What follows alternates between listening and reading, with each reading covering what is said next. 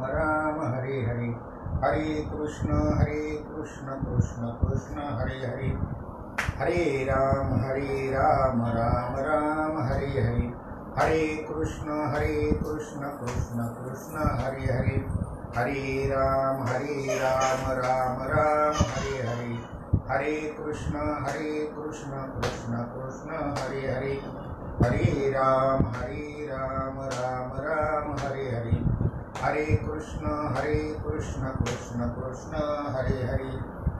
पुंडलीकवरदा हरिविठ्ठल श्री ज्ञानदेव तुकाराम, पंढरीनाथ भगवान की जय, माऊली ज्ञानेश्वर महाराज की जय, जगद्गुरु संत तुकाराम महाराज की जय, शांति ब्रह्म श्री एकनाथ महाराज की जय, सद्गुरु सच्चिदानंद श्रीपाद भगवान की जय, सद्गुरु सच्चिदानंद रामदास भगवान की जय, सद्गुरु सच्चिदानंद नारायण भगवान की जय, सद्गुरु सच्चिदानंद रोहिदास भगवान की जय।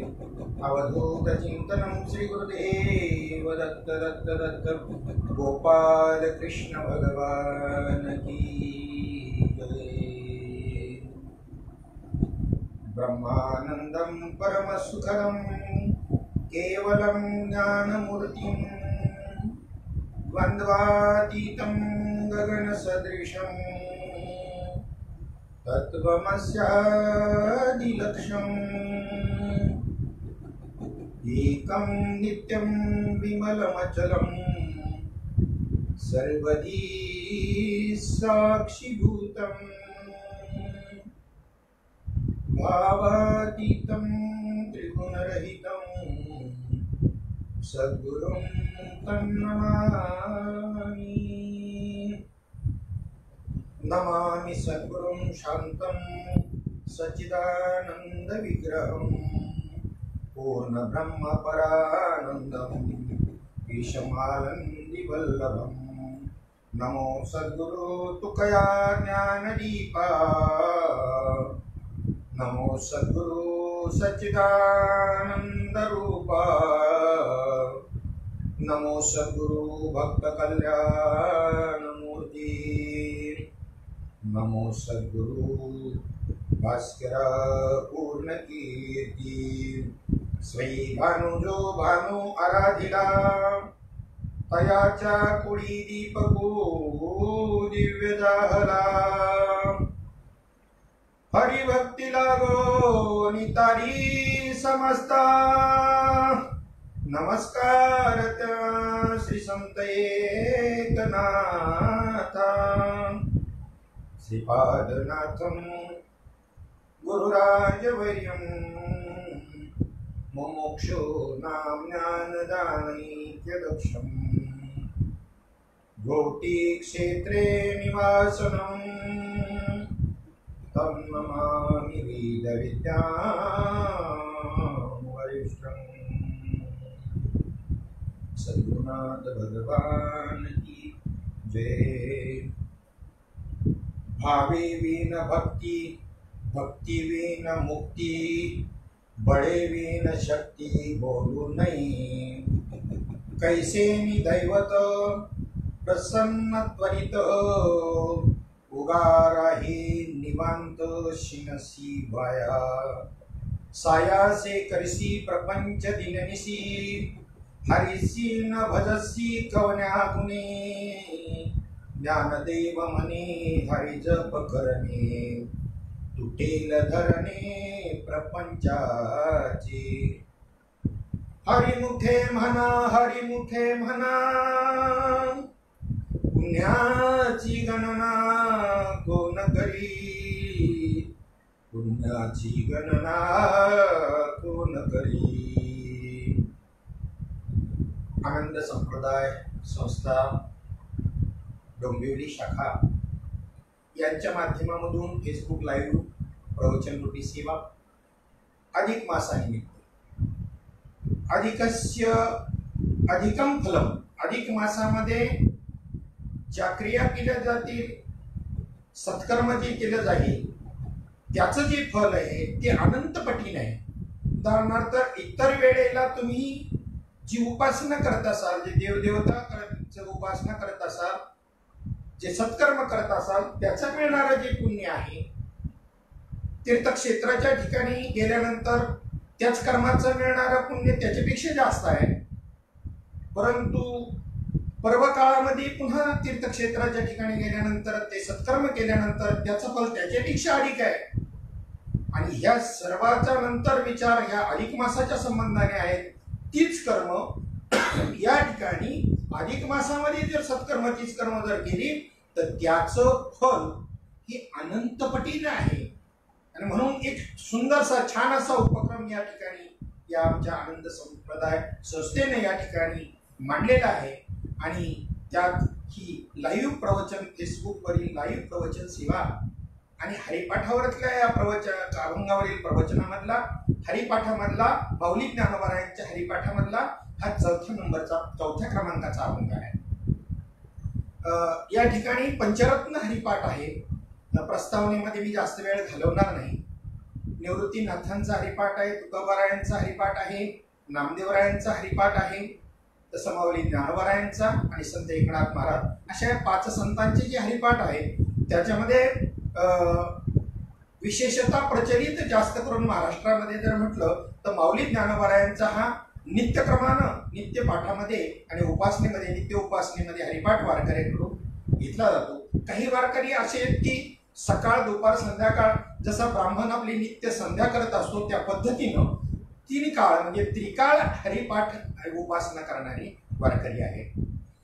माऊली ज्ञानोबाराच्या नंतर संत एकनाथ महाराजांचा हरिपाठ रोज जरी त्या ठिकाणी उपासनेमध्ये वारकऱ्याचं नसेल तरी कमीत कमी एक 7 दिवसाच्या त्या सप्ताहानंतर 8 दिवसाच्या या पिरियडमध्ये 1 दिवस नाथ महाराजांचा हरिपाठ, माऊली ज्ञानोबारायांचा हरिपाठ झाल्यानंतर म्हणण्यात येतो. असा हा उपक्रम आहे.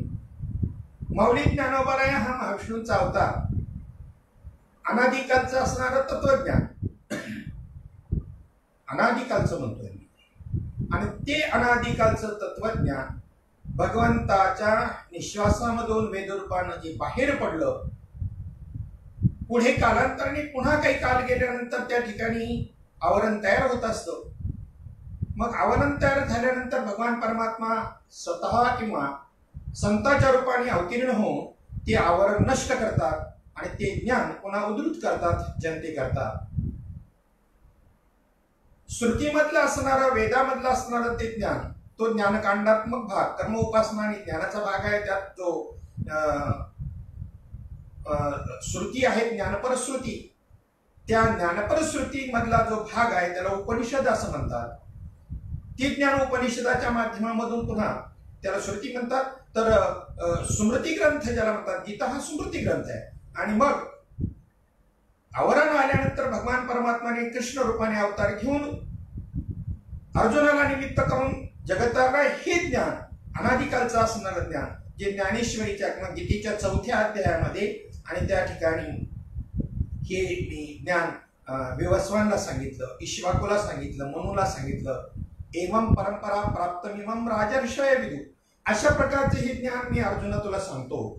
मग या गीतारूपी स्मृती ग्रंथाच्या माध्यमामधून ते ज्ञान किंवा उद्धवाला निमित्त करून भागवताच्या निमित्तानं ते ज्ञान भगवान परमात्म्यानं, कृष्ण परमात्म्यानं ज्या वेळेला ते समाजामध्ये आणलं, पुन्हा काल लोटल्यानंतर माऊली ज्ञानोबारायांचा काल हा 11वं शतक संपण्याचा काल आणि 12वं शतक सुरू होण्याचा काल. त्यावेळेला पुन्हा महाविष्णूचा अवतार सखा माझा राणेश्वर, महाविष्णूंनी जो कृष्ण रूपाचा अवतार धारण केला होता तशाच प्रकारे माऊली ज्ञानोबारायांचा अवतार धारण करून त्यात जे परंपरा प्राप्त ज्ञान आहे त्याच्यावरचं आवरण दूर करण्याकरता श्रीमद भगवद्गीतेवरती, गीतेमध्ये असणारं ते गीतेच्या माध्यमातून असणारं ज्ञान संस्कृत वाणी जगासी कळेना म्हणून नारायणा करुणा आली आणि माऊलींच्या रूपाने अवतीर्ण होऊन ते ज्ञान या ज्ञानेश्वरीच्या रूपानं, प्राकृत रूपानं सर्व समाजासमोर आणलं. पुन्हा कालांतराने आवरण तयार झाल्यावर महाविष्णूचाच अवतार असणारे भानुदासाच्या कोणी महाविष्णूचा अवतार, त्यांनी ती गीता ज्ञानेश्वरी प्रति शुद्ध केली. पुन्हा काही कालांतरानं आवरण आल्यानंतर आणि जगद्गुरु तुकोबारायांचा अवतार हा सुद्धा म्हणे ज्ञानेश्वर म्हणे रामेश्वर भट्ट द्विजा तुका विष्णू नाही तुझा तुकोबारायांनी, आणि त्या ठिकाणी याच एकनाथी भागवताची जसं ज्ञानेश्वरीची पारायण आणि त्या ठिकाणी नाथ महाराजांनी केली होती, तशी या एकनाथी भागवताची 108 पारायण भंडारा डोंगरावरती श्रीसंत तुकोबारायांनी केल्यानंतर त्या माध्यमामधून सद्गुरु कृपेनं त्या ज्ञानाचा वसा जो प्राप्त झाला होता, आणि ह्या ते ज्ञान दृढ करण्याकरता ही जी उपासना केली, त्यामधून श्री तुकोबारायांचा गाथा आपल्या समोर आला. म्हणजे अनादिकालचं असणारं ते ज्ञान या पद्धतीने आपल्यापर्यंत आलं. आणि आज त्या तुकोबारायांच्या त्या गाथांमधून अभंग सेवेकरता घेऊन समाजामध्ये किंवा माऊली ज्ञानोबारायांच्या असणाऱ्या गाथामधून इतर सर्व सकल संत गाथामधून सर्व संतांच्या ती अभंग कीर्तनरूपी सेवेला घेऊन आजचे समाज प्रबोधनकार, आजचे हरिभक्त परायण मंडळी आपल्याला त्या ज्ञानाचा आणि ठसा आपल्या समोर, त्याचं विस्तार आपल्या समोर मांडतात. परोक्ष रूपानं आणि पुन्हा अपरोक्ष रूपानं जी संप्रदाय परंपरा आहे, गुरु परंपरा, ती त्या ज्ञानाचा उपदेश साधकाला करतात आणि त्याच्या दृढीकरणाकरता, बुद्धीचा निश्चय होण्याकरता हे जे संत वाङ्मयाच्या माध्यमातून आलेलं त्याच ज्ञानाचं विवरण तुमच्या बुद्धीचा निश्चय करतो. अनुभव प्राप्त झाल्यानंतर बुद्धीचा निश्चय होण्याकरता अत्यंत आवश्यक असा ग्रंथ आहे. हे ग्रंथ आपले गुरु होतात, त्यानंतर ग्रंथ हेच गुरु या त्यानंतर आहे, तत्पूर्वी नाही. मग माऊली ज्ञानोबारायांनी ज्या वेळेला त्या ठिकाणी त्यांचा अवतार झाला, त्यावेळेला समाजामध्ये असणारे प्रत्येकाची बुद्धीची कुवत ही कमी जास्त प्रमाणात आहे, म्हणून चांगदेव सारख्या योगा करता चांगदेव 65 हा ग्रंथ निर्माण केला. 65 ओव्यांमधून अनादिकालच्या तत्वज्ञानाचं आणि विवरण त्या ठिकाणी त्याला सांगितलं. त्यानंतर पुन्हा त्यांनी पाहिलं सिद्ध मंडळी काही आहेत, त्या सिद्ध पुरुषांकरता, काही साधक मंडळी आहेत त्यांच्याकरता, साधकांकरता भावार्थ दीपिका अर्थात ज्ञानेश्वरी हे नाव इतर संतांनी दिलेलं आहे. माऊलींनी भावार्थ दीपिका असं नाव दिलेलं आहे ज्ञानेश्वरीला. आणि त्या भावार्थ दीपिका ज्ञानेश्वरी जी आहे त्या ज्ञानेश्वरीच्या माध्यमामधून आणि त्या ठिकाणी समाजामधल्या घटकांना साधक वर्ग जो आहे त्यांच्याकरता त्या ज्ञानाचा आणि काय केलं, मार्गदर्शन केलं. पुन्हा सिद्ध मंडळींकरता अमृतानुभव नावाचा ग्रंथ माऊली ज्ञानोबारायांनी सद्गुरूच्या कृपेने आणि स्वयंप्रेरणेतून आलेले अनुभव सांगणारा असा अमृतानुभव ग्रंथ केला. या 3 ग्रंथानंतर काही अभंगवाणी बी केली आणि सर्वसामान्य जे काही साधक आहेत त्यांची पोच त्या ग्रंथामध्ये असणाऱ्या जी भाषा त्यांना जड जाईल या दृष्टिकोनातून माऊली ज्ञानोबारायांनी त्याच ग्रंथांमधून असणारं ज्ञान या ठिकाणी एक हरिपाठ नावाच्या प्रकरणामधून आपल्या समोर समाजाला उद्धृत केलं, मार्गदर्शित केलं. असा हा हरिपाठ माऊली ज्ञानोबारायांचा. आणि त्या माऊली ज्ञानोबारायांच्या अभंगाचे जे हरिपाठाचे अभंग आहेत ते 28 अभंग आहेत. अभंग हरिपाठ असती 28 रचिले विश्वासे ज्ञान देवे, पण नित्य पाठ करी इंद्रायणी तिरी, होय अधिकारी सर्वता तो. इंद्रायणी तिरी म्हणजे इंद्रियांना पाठमोरा होऊन जो त्या ज्ञानाचा विचार करेल त्याला मात्र त्या ठिकाणी त्याचा अनुभव त्या ज्ञानाचा आल्याशिवाय राहणार नाही. अशा या 28 अभंगामधला 4थ्या क्रमांकाचा अभंग आज आपल्या सेवेकरता घेतलेला आहे. प्रस्तावना या ठिकाणी मी थांबवतो. या अभंगामधून माऊली ज्ञानोबा स्पष्टपणे सांगतात, ज्यांना भगवत प्राप्ती करून घ्यायची आहे त्या भगवत प्राप्ती करता कितीही क्रियाकर्म आणि त्या ठिकाणी ते करत राहिले तरीही ज्ञानेश्वरीमध्ये एक ओवी आलेली की त्या ठिकाणी आंधळ्याच्या गावी आपण पे प्रगटले रवी, वाचोनी ओतपलीची घ्यावी एरा प्रकाशू कायसा. आंधळ्याच्या गावामध्ये जर सूर्य उगवला तर त्यांना फक्त चटक्याच्या रूपाने त्या ठिकाणी त्यांना अनुभव येईल, परंतु दिसू शकणार नाही. मग तैसे सत्कर्माचे उपके ठाती ज्ञानेविन अशी एक ओवी आलेली आहे ज्ञानेश्वरीमध्ये. आंधळे या गरुडाची पाका हाती. एखाद्या आंधळ्या माणसाला गरुडाचे पंख प्राप्त झाले किंवा एखादा आंधळा गरुड आहे, आंधळ्या गरुडा असं म्हटलं की आंधळ्या गरुडाचा असा संबंध येईल. आणि आंधळे या गरुडाची पाका हाती असं जर म्हणलं तर आंधळ्याला गरुडाचे पंख प्राप्त झाले तर, म्हणजे नुसतं या शब्दाने एवढा अर्थ बदलतो. आणि मग त्यांना ते प्राप्त झाले, आंधळे या गरुडाची पाका हाती कवने उपयोगा जाती, ते का उपयोगाला येणार आहे त्याच्यात. तसे सत्कर्माचे उपके ठाती ज्ञानी विनो. तशी कितीही सत्कर्म केली तर ज्ञान जर नसेल ना तर त्याची स्थिती तशी होणार आहे. म्हणजे ज्ञानाला किती महत्व आहे हे त्या ठिकाणी सांगितलं. भगवत प्राप्ती ही भगवत प्राप्ती करायची आहे. भगवत प्राप्ताची प्राप्ती आहे का अप्राप्ताची प्राप्ती आहे? अप्राप्ताची प्राप्ती. अप्राप्त कशाला म्हणतात? जी कधीच प्राप्त होत नाही त्याला अप्राप्त असं म्हणतात. आणि प्राप्त जे आहे परमात्मा प्राप्त आहे. प्राप्त आहे पण आपल्या दृष्टीनं प्राप्त नाही म्हणून अप्राप्त आपण म्हणूया. ज्याला प्राप्त केलाय त्याने तो असलेलाच प्राप्त केलाय का नसलेला केलेला आहे? असलेलाच. म्हणून प्राप्ताची प्राप्ती असं म्हटलं गेलेलं आहे. मोठकी गुरुमुखी उदय दत्त दिसे, हृदय स्वयंभची असे, प्रत्यक्ष भाव लागे तैसे अपैसया. ते स्वयं तत्व आहे. गुरु निमित्ताच्या कारणामध्ये माऊली ज्ञानोबा म्हणतात गुरुला सुद्धा निमित्त केलं त्यांनी परमात्म्याचं स्वयंभूपण सांगताना. एक शिष्य एक गुरु हा रोडला साच व्यवहारू मत प्राप्ती प्रकारू जाणावा. माझ्या प्राप्तीचा प्रकार जाणण्याकरता ती एक रीत आहे असं त्यांनी त्या ठिकाणी म्हटलं. त्यामुळं स्वयंभूत्व जे आहे परमात्म्याचं त्याला कोणत्याही प्रकारचा बाध येत नाही. ते ज्ञान स्वयं आहे हे सिद्ध केलं माऊली ज्ञानोबा. 9035 ओव्यांमध्ये ज्ञानेश्वरीच्या जवळजवळ 7035 ओव्यामध्ये संतांचं सद्गुरूचं वर्णन करणारे माऊली ज्ञानोबा मात्र परमात्म्याचं स्वयंभूत्व सिद्ध करत असताना सद्गुरूंना सुद्धा निमित्त कारणामध्ये घालतात. त्याचं कारण असं आहे की एखाद्याच्या दुकानामध्ये कितीही आदरयुक्त बोलणं असलं, किती सन्मान त्याचा होत असला एखाद्या गिरायकाचा, तिथं किती डेकोरेटेड ते दुकान असलं पण त्या गिरायकाला पाहिजे असलेली आवश्यक असणारी वस्तू जर त्या दुकानात नसेल तर ते दुकान काय उपयोगाचं आहे? आणि म्हणून या ठिकाणी गुरु परंपराच्या भोकाळलेल्या आहेत ना आज या युगामध्ये, त्याला कारणच ते आहे. आणि याकरता परमात्म्याचं स्वयंभूत्व वर्णन करणं अत्यंत गरजेचं आहे. आणि परमात्मा स्वयं आहे या दृष्टिकोनातून मग त्याची प्राप्ती नाथ महाराजांची बी एक ओवी एकादी भागवतामध्ये आलेली आहे. पृथ्वी निधाने भरली आहे परी पायाळे विन प्राप्ती नव्हे, तैसा आत्मा स्वतः सिद्ध आहे.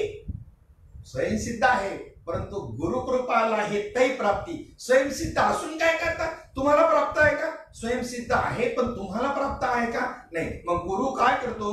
गुरु त्या ठिकाणी प्राप्ताची प्राप्ती करून देतो. नवे नवे फक्त तुमचं आवरण दूर करतो वृत्तीवरचं. म्हणजे ने भ्रांतीपासून हिरतले गुरुवाक्य मन धुतले मग आत्मस्वरूपी घातले हरवण्या. बस संपलं काम. तिथे वृत्ती शुद्ध करून आणि आत्मस्वरूपाकडे लावून देण्याचं काम सद्गुरूने केलं.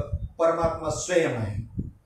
पण अशा प्रकारचा परमात्मा प्राप्त करायचा म्हणजे प्राप्ताची प्राप्ती का असेना किंवा आवरणाची निवृत्ती करायची जरी असेल तरी त्या परमात्म्याला प्राप्त करताना जर तुमच्या चित्तामध्ये भाव नसेल तर काही उपयोग होणार नाही. कारण प्राप्त करताना कर्म, उपासना आणि ज्ञान असे 3 मार्ग वेदांतर्गत सांगितले गेले. कर्माचं खंडन सर्व साधू संतांनी केलं कर्माच्या बाबतीमध्ये. कारण कर्म यथासांग पार पडेलच असं नाही, त्याच्यामध्ये दोष राहण्याची शक्यता आहे. म्हणून कर्म मार्ग जो आहे त्याच्याबद्दल तुकोबारांचे एक अभंग आहे. कर्मधर्म नवती सांग पुण्या अंगे पतन. त्याच्यात जर न्यूनत्व प्राप्त झालं कर्म मार्ग अवलंबन करताना तर दोष लागतो. पुण्य व्हायच्या ऐवजी पाप घडतं. उदाहरणार्थ आचमनाकरता तुम्हाला पाणी घ्यायचं असेल तर त्या ठिकाणी फक्त उडीद किंवा मसूर भिजेल एवढंच पाणी आचमनाला घ्यावं. त्यापेक्षा जास्त घेतलं तर तुम्हाला सुरापान म्हणजे दारू पिल्याचं पातक लागतं. म्हणजे पहा, तुम्हाला गळ्यामध्ये माळ असून तुम्ही कधी दारू आयुष्यात पिली नाही, स्पर्श सुद्धा केला नाही, तरी पण हे कर्मकांडाचं जर गणित जर चुकलं तुमच्याकडून, हे प्रमाण चुकलं तर तुम्हाला नित्य त्या ठिकाणी सुरापानाचं पातक लागेल. त्याच्याकरता ती पळी बनवलेली आहे, संध्याची पळी ज्याला म्हणतात. तिच्यामध्ये एक माश मात्र जल म्हणजे फक्त किती पाणी येत आहे? एक उडीद किंवा मसूर भिजेल एवढंच. कालवनाची पळी नाही. आपण तेवढं घेतो ना, असा फुरका मारतो. म्हणजे पहा तशा म्हणजे कर्मधर्म जे आहे, कर्मकांड जे आहे त्याच्यामध्ये असे दोष आहेत बरं. इंद्र शत्रो विवर्धा असं भागवतामध्ये वर्णन आलेलं आहे की वृत्रासुराला त्या ठिकाणी वृत्रासुराने इंद्राला मारणारा पुत्र आपल्याला प्राप्त व्हावा. इंद्राला मारणारा पुत्र आपल्याला प्राप्त व्हावा याच्याकरता त्या ठिकाणी यज्ञ केला, परंतु ब्राह्मणाकडून त्या ठिकाणी फक्त ऱ्हस्वच्या ऐवजी दीर्घ उच्चार झाल्यामुळं इंद्राकडून मारला जाणारा असा हा पुत्र म्हणजे त्याचं नाव वृत्रासुर, हा पुत्र तो वृत्रासुर प्राप्त त्या ठिकाणी झाला. म्हणजे कर्मकांडामध्ये एवढंच जरी न्यूनता राहिली तर असा भाग आहे. म्हणून कर्मकांड साधू संतांनी बाजूला ठेवलं. उपासना कांड जे आहे हे उपासना कांड जर नुसतीच उपासना करत राहिले तुम्ही काय उपयोग आहे. म्हणून उपासना करत असताना जर त्या तत्वाची प्राप्ती करून घेतली आणि मग आनंद भक्ती सुखाचा आनंद लुटण्याकरता उपासना केली तर ठीक आहे. अन्यथा तुम्ही केलेली आपण जी उपासना आहे त्या तत्वाच्या प्राप्तीच्या अगोदर त्याचा काय उपयोग काय आहे. पुण्यकर्म होईल आणि त्या पुण्यकर्माचं फळ मिळेल. म्हणून की परमात्मा जो आहे त्या परमात्मा स्थितीचा जो आनंद आहे भक्ती सुखाचा आनंद प्राप्त होणारा नाही. कर्म उपासना आणि ज्ञान तीनच वेदांतर्गत मांडले, तेच ज्ञानेश्वर भगवद्गीता किंवा ज्ञानेश्वरीमध्ये आहे.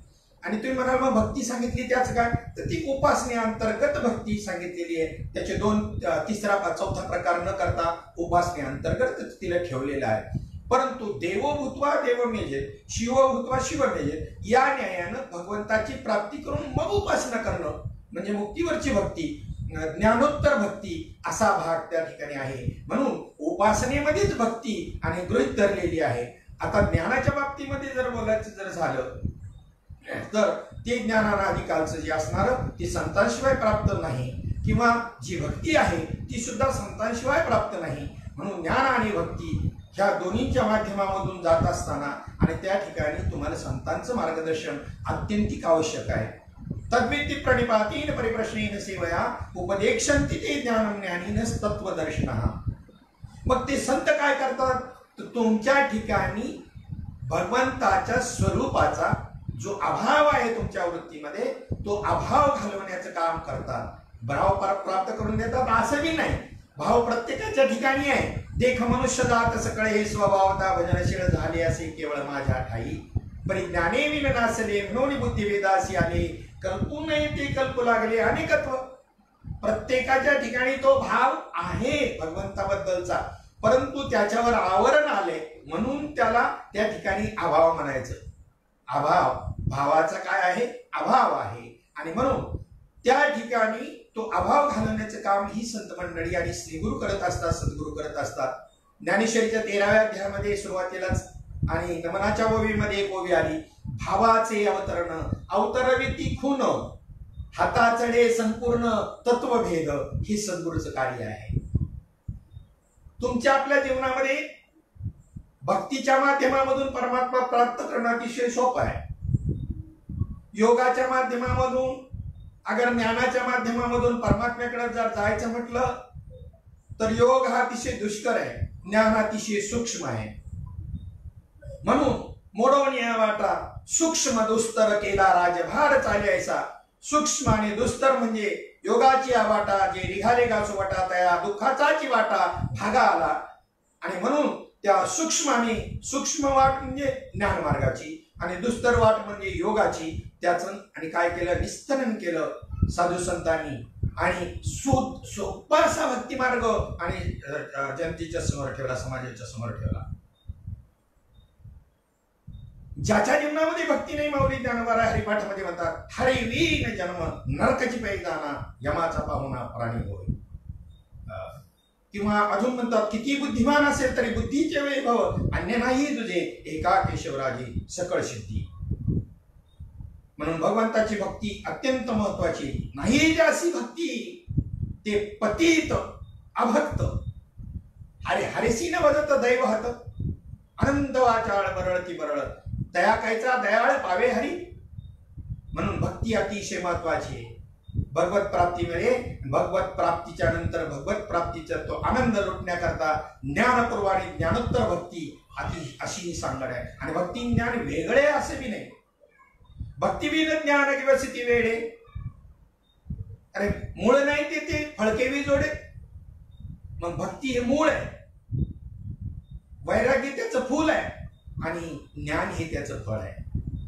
आणि म्हणून मातृघातकी ज्ञान नको. भक्ती प्रेमाविन ज्ञान नको देवा, अभिमान नित्या माझी.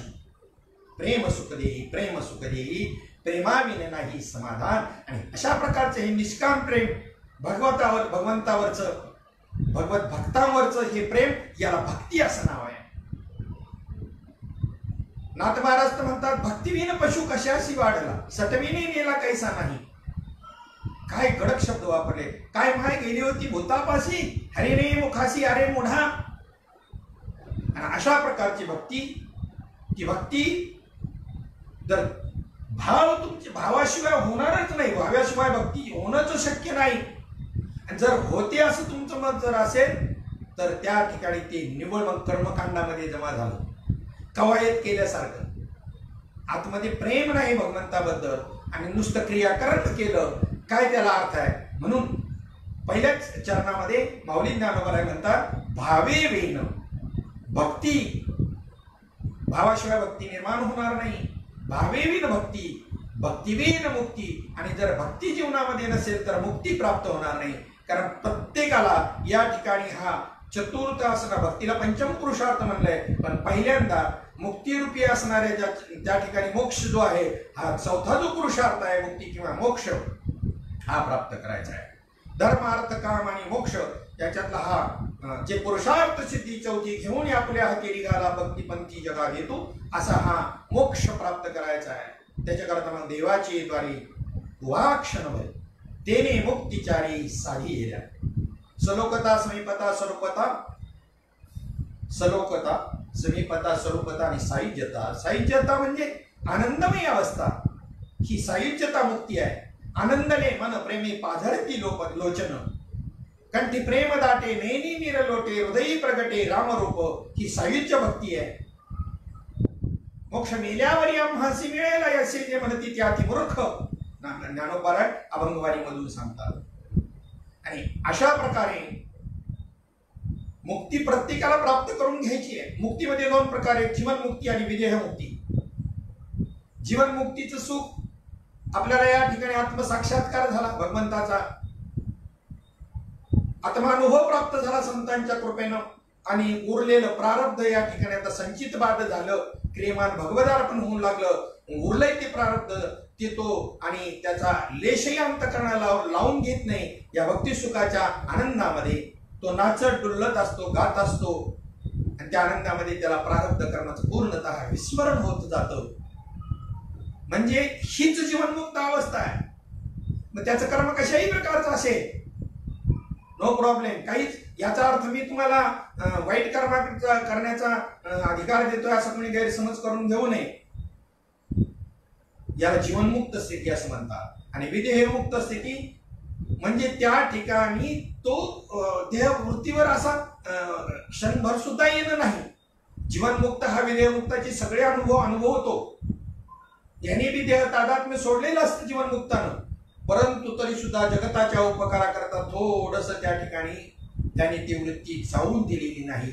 थोडीशी तादात्म्य थोडस ठेवलेलं आहे, पण ते बाधित आहे आणि त्यामुळे जगताचं कल्याण होत आहे. विदेहमुक्त महात्मा जो आहे त्याच्याजवळ किती समाज आहे आणि आपला उद्धार करून घेईल, आणि तो काय बोलण्याच्या स्थितीमध्ये आहे का? हा, त्याच्या नुसत्या दृष्टिक्षेपानं जगाचा उद्धार होऊ शकतो, परंतु जग त्याच्याजवळ गेलं तर जीवनमुक्त महात्मा ते सुख गिळून आणि पुरुषार्थ सिद्धी, मोक्षरूपी पुरुषार्थ सिद्धी हातात घेऊन जगभरने घरोघर फिरत असतो. श्रीपाद बाबा, रामदास बाबा, नारायण बाबा, माने बाबा सा.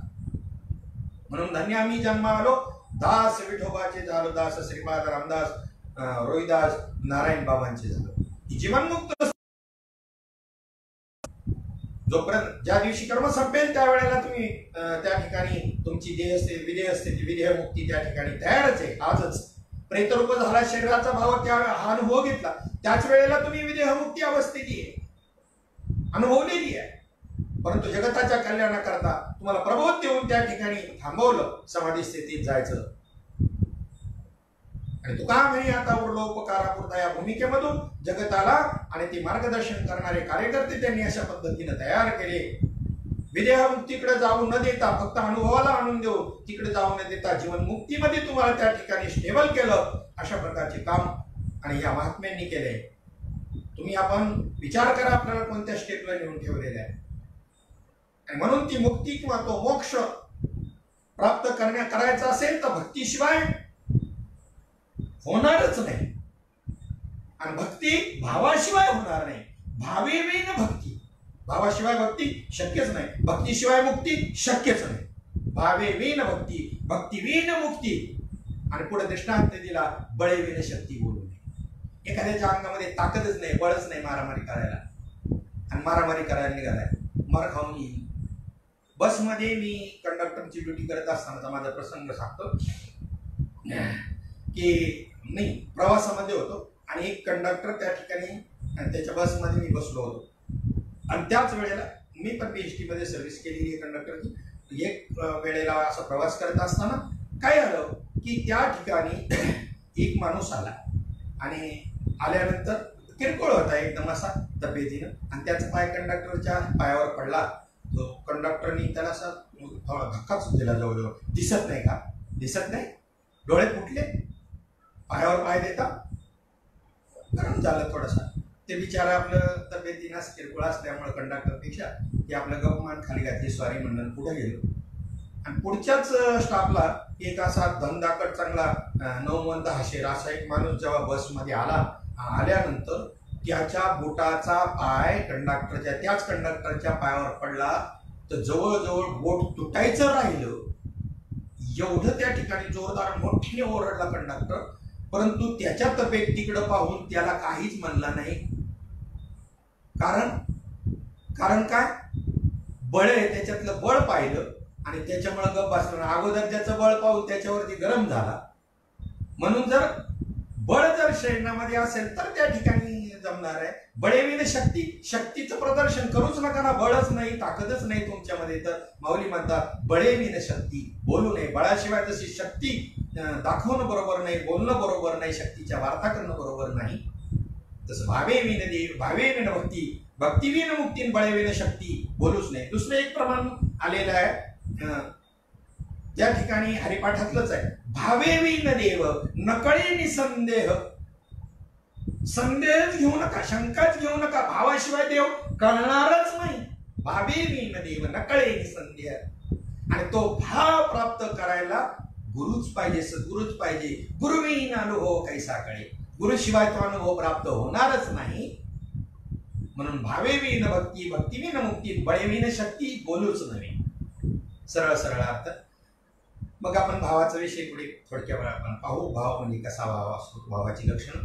मग त्याच्या पुढे म्हणतात कैसेनी दैवत. पुढचं उदाहरण दिलं अजून. दृष्टांत कशा करता असतो, सिद्धांत समजण्याकरता. कैसेनी दैवत प्रसन्न त्वरित उगाराय निवांत शिवाय. एखादं दैवत प्रसन्न करायचं असेल ना, तर त्याला सुद्धा भाव ठेवावा लागतो त्या दैवतावरती, तेव्हा ते प्रसन्न होतं. नाहीतर भाव नसेल तर कैसेनी दैवत प्रसन्न करीत, ते दैवत कसं काय प्रसन्न होईल. त्याच्यापेक्षा गप्प बस, उगाराय निवांत शिवाय. निवांत राहा. शिनशिवाय उगाच कशाला शिनतो, कशाला त्रास करून देतो. कारण भाव महत्वाचा आहे. भाव नसेल तर ते दैवत प्राप्त होऊ शकत नाही. दैवताच्या, देवाच्या, भगवंताच्या प्राप्तीकरता आम्ही श्रम करायला तयार नाही. आणि हे शाश्वत पद आहे. अजो नित्य शाश्वतयं पुराणो. अशा प्रकारचा परमात्मा, त्याच्याकरता आम्हाला मात्र आमच्या जीवनामध्ये वेळ नाही. पण परमार्थाकरता श्रम कमी आहेत उलटे. त्याच्यापेक्षा प्रपंचात एवढे श्रम आहे तरी सुद्धा तो प्रपंच नेटाने करतो माणूस. म्हणून पुढच्या चरणात म्हटलं सायासी करसी प्रपंच दिननिसी. रात्रंदिवस सायास करून, कष्ट करून तो प्रपंच तो करतो. सायासी करसी प्रपंच दिननिशी. रात्रंदिवस करतो. सायासी करसी प्रपंच दिननिशी. आणि हरीशी न भजसी. कोण्यामुळे हरीची भक्ती का करत नाहीस, कोणत्या गुणामुळं, काय कारणामुळं. ज्ञानेश्वरीचं जी गोवी आलेली, अगा माते न भजावया लागी. अर्जुना, मला न भजण्याच्या का बरं न भजत का नाही. बरेचसे जीव मात्र असे आहेत, मनुष्य प्राणी, ते मला भजत नाही. असं काय बळ त्यांच्या अंगामध्ये, काय ताकद आहे अशी त्यांच्याकडं. अगा माते न भजावया लागी. कवन बळपाय यांची अंगी. यांच्या अंगामध्ये असं कोणतं बळ आहे. कवन बळपाय यांची अंगी. काय घरी की भोगी निश्चिंती केली? काय घरामध्ये निश्चिंत होऊन राहिले किंवा भोग भोगण्यामध्ये निश्चिंत होऊन राहिलेले आहेत?